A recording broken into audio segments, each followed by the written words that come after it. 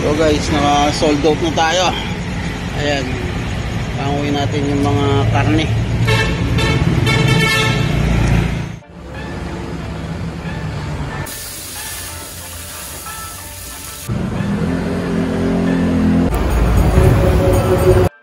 Sa Jobs Pares, naghahain kami dito ng mga inasal,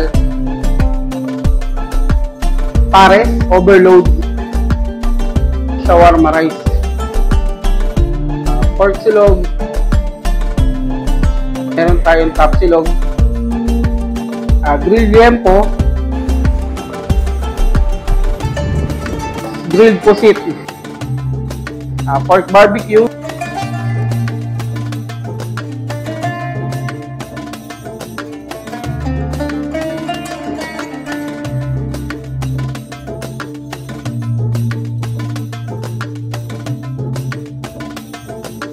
sa Jobs Pares, meron din ditong lutong ulam na mabibili. So, talagang hindi niyo masasabing sayang yung pera ko.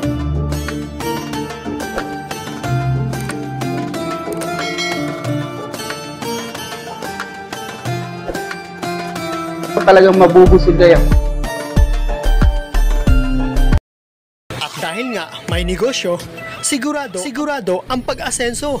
Small business ba? Big business? Successful business?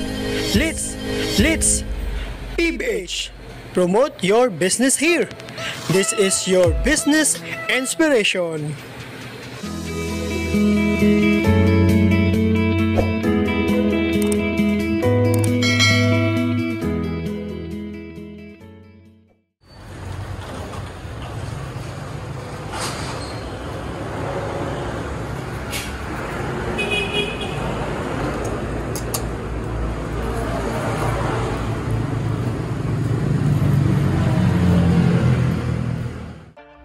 Sa Jobs Pares, naghahain kami dito ng mga inasal. Sa inasal namin, meron kaming chicken inasal, leg quarter. Meron din chicken breast yung kasama yung pakpak. Nagkakahalaga siya ng 90 pesos. May kasama ng isang java rice. Grilled liempo na nagkakahalaga ng 140. May kasama na rin siyang isang java rice. Grilled pusit. Ayan, yung isa sa pinagmamalaki namin din. Grilled pusit, 90 pesos, may isang java rice na rin. Meron din kami ditong pares, overload, lechong kawali at may chicharong bulaklak. May dalawang kanina sa halagang 100 pesos. Meron din mga regular pares na 60 pesos po at iba't ibang laman loob na ginawa nating pares para naman maging kakaiba ba kahit papano. Sa Sizzling, meron din tayong shawarma rice.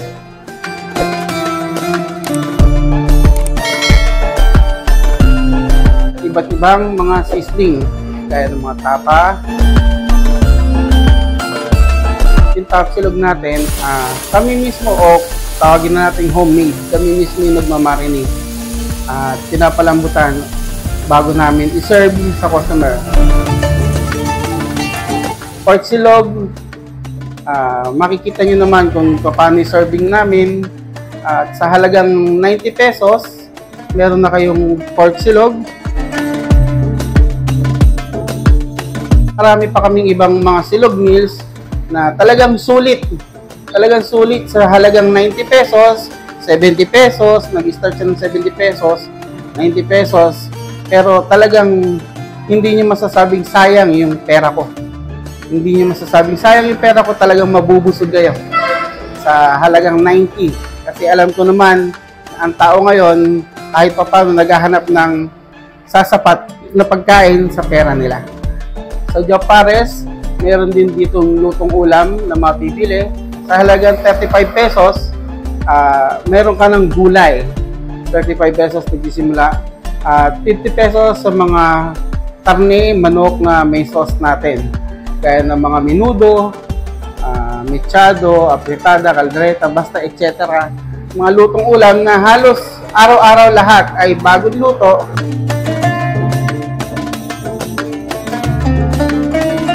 Sa Jobs Pares, nagsaserve din kami dito ng short order na pansit. At meron din mga bilao. Meron ditong pansit bihon, pansit canton, halo, kung tawagin, or canton bihon. Siyempre, hindi mawala yung lechong kawali. Itinatoppings namin yan sa ibabaw ng pansit para may kakaibang lutong habang kinakain yung pansit. Ayan, sa murang halaga.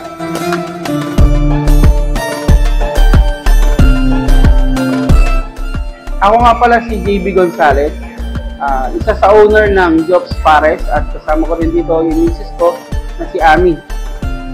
Ami Dumaging. Nag-start ng Jobs Pares nitong July 18, 2024. Hopefully sana mas makapag-serve kami ng mas matagal sa tao, at ngayon ay halos tumatakbo na kami ng 5 buwan.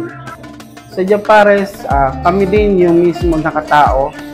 Hands-on kami dito, ultimo pagluluto kami din para alam namin yung pagkain na naiseserve namin kung maayos ba at kung laging bago.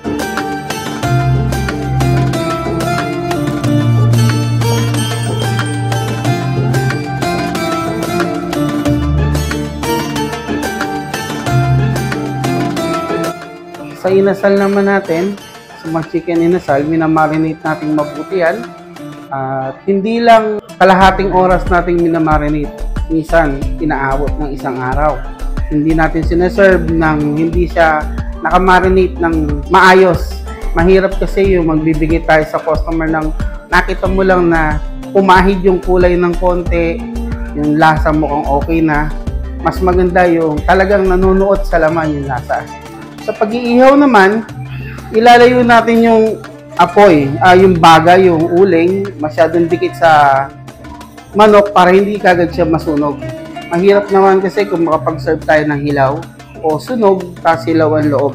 Kailangan lagi mong babantayan, bibiling-bilingin para ma-maintain natin na hindi hilaw, hindi sunog yung isa-serve natin na inihaw sa customer. Ang Jobs Pares, nagsimula yan sa, alam niyo yung mga pares na nasa cart o yung may tricycle na paresan na nakikita niyo sa mga kanto, at kami ni Mrs. nangarap kami na sana soon magkaroon kami ng pwesto. At ibinigay naman ng itaas, pinagkalob niya sa amin itong paresan, kainan na aming hiniling. Ang magiging tip lang sa mga gustong magnegosyo, kung ano yung goal nyo, tutukan nyo lang. Tutukan nyo lang kung ano yung pinaka-main goal nyo. Kung may gusto kayo itayong negosyo, less nyo yung expenses nyo. Mga expenses na walang katuturan naman. Mag-ipon kayo para ma-meet nyo yung main goal nyo. Sa negosyo naman, lagi nyo lang lalawakan ang isip. Hindi lahat ng oras malakas. Hindi lahat ng oras jackpot, ika kung tawagin.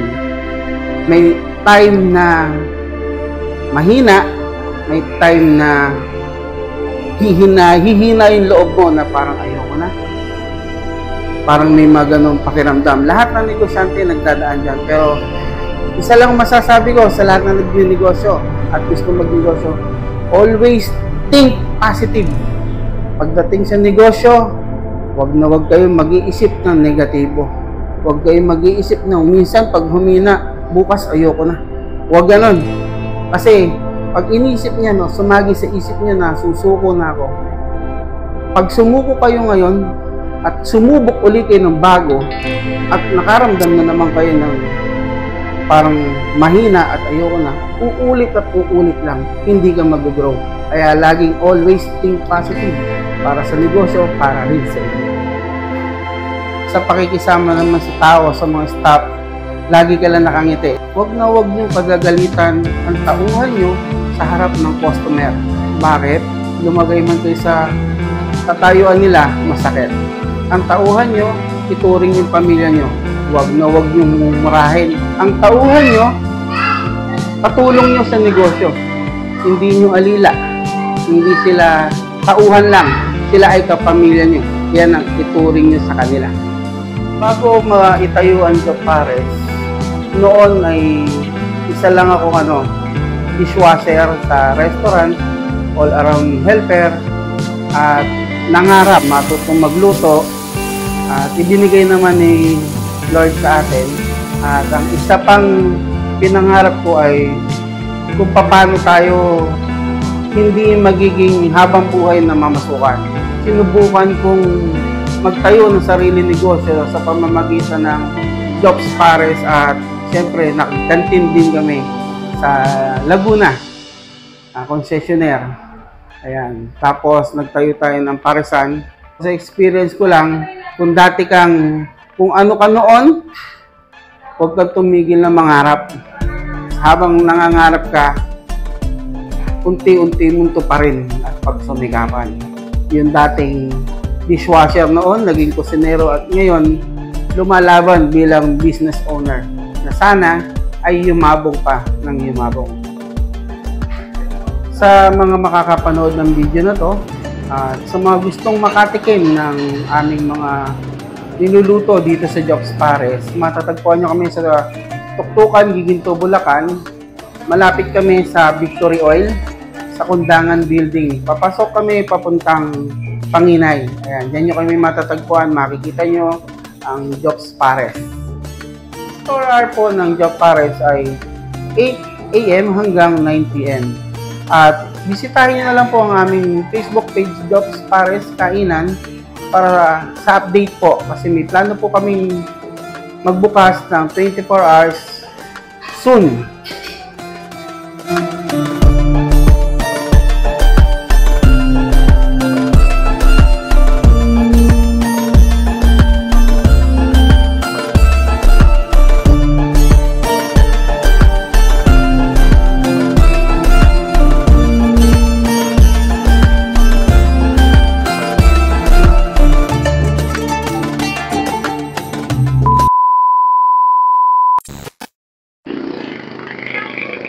Hello guys!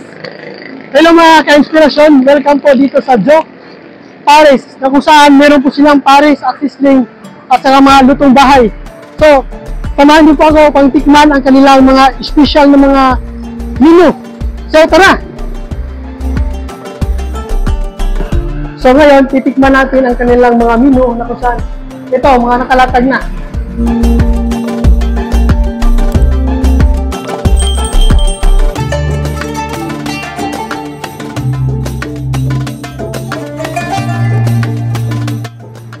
So mga ka-inspirasyon, ang unahin po natin tikman ay ito pong kanilang overload na pares. Ayan, overload. So marami siya. Meron po siyang dalawang Java rice. Isa lang po hawak ko pero dalawa po talaga ito. So nagkakalaga po siya ng 100 pesos only. So titikman natin. So pray muna before kain. Lalagyan natin ng kalamansi, toyo, yun muna, halo-haloin natin. Natatakam na ako, hindi pa ako kumakain ha. Kaya kukuha po tayo ng laman ng kanilang pares, ang pares ni Job. Ito laman. So usually lagay natin yun sa kanin. Yan, dagdagan pa natin laman saka bulaklak. Ayan, dalawa, tapos kanin. Ayan, kinamay ko na. So, it's it.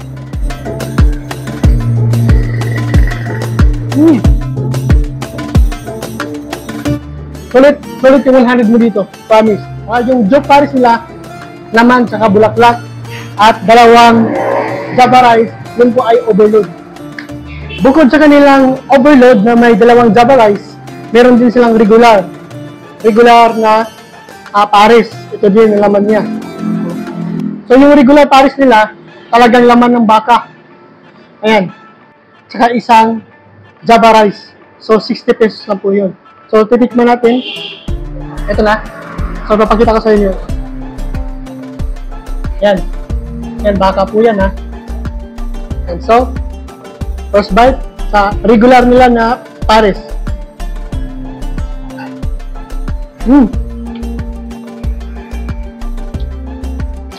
Solid.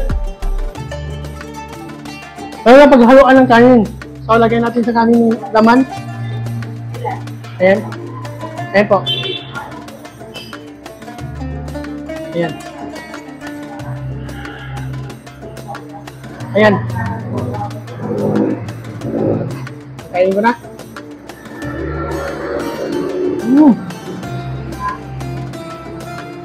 Sulit. Yung 60 pesos mo dito, sulit na sulit kasi maraming laman ng kanyang baka. Regular lang yun ha. Maraming laman, tapos isang Java rice. Ang susunod po natin titikman ay ang kanilang inihaw na pusit. Ayan, so nakakatakam. May inihaw na pusit, meron na po siyang Java rice at pipino. So wag na natin patatagalin pa. Titikman na natin. Ayan, hinihiwa ko na. Okay. At ipapatong natin to sa kanin. Ayan. At ito na yung inihaw na pusit nila. So, let's eat! Sarap! Malasa. Okay. Yung inihaw na pusit nila, bago nila si-serve, meron itong palaman sa loob, bago ihawin. Ayan o. Bago ihawin, may palaman sa loob. Kaya pala masarap. Ayan. Ang susunod po natin titikman ay ang kanilang pork silog. Ayan, so malaki po ang serving nila ng pork silog dito. Kaya sulit yung pera mo dito. So ayan, kukuha na ako at titikman ko na. Isawsaw na natin sa toyo. Ayan, papakita ko sa inyo, sinawsaw natin sa toyo. Ayan, masarap to pag may toyo. Ayan, so, kain. Sarap. Okay. Malasa, sulit. Sulit yung pork nila dito. Ang susunod po natin titikman ay ang kanilang inasal na manok. Ayan, so malaki po yung serving ng inasal nila dito. Kaya sulit po ang pera ninyo. So wag natin patatagalin pa. Kukuha na tayo at para matikman natin kung gaano kasarap ang kanilang inasal na manok. Ayan, so ayan na. So isawsaw natin sa toyo para mas lalong sumarap. Ayan. Ayan. So, kain na. Talagang masarap yung manok nila dito kasi nakababad to. Nakamarinate, kaya masarap. Okay, sulit yung manok. So mga ka-inspirasyon, ang susunod po nating titikman dito ay ang kanilang inihaw na limpo. Ayan, so titikman natin. Huwag na natin patatagalin pa, kukuha na ako. At ito, ayan, so titikman natin siya na walang sausawan para malaman natin kung gaano kasarap yung kanilang limpo. So, kain na. Ayan. Malasa. So, ang kanilang limpo pala dito guys, kaya masarap kasi nakababad siya, nakamarinate siya. Kaya malasang malasa. Kaya sulit yung pera mo dito sa halagang 140. Yung pork limpo mo dito na inihaw, masarap, malasa. Masarap. Okay. Then, ang susunod po natin titikman ay ang kanilang shawarma rice na kung saan ito nakakatakam. So, wag na natin itong patatagalin pa kasi natatakam na ako. Kukuha na ako at ayan, ito na. So, ito yung shawarma rice nila. So, titikman natin. Let's eat. Okay. Masarap. Masarap. Malasa. Malasang malasa. Yan. So, sulit yung pera mo dito. So, ang susunod po na atin titikman mga ka-inspirasyon ay ang kanilang tap silog. Yan, yung tapa silog nila. So, yan. So, wag na po natin patatagalin pa kasi kanina pa ako nabubusog. So, sobrang sarap ng kanilang mga pagkain. So, ito, tikman ko na. Kukumuha na ako. Ayan, so, walang sausawan. Titikman natin. Sarap. Malasang malasa. Parang lahat ng pagkain dito sa Joe Paris ay malasang malasa. Talagang yung mga pagkain nila dito masasarap. Ayan, so sulit dito. So pumunta na po kayo dito at kumain. Masarap.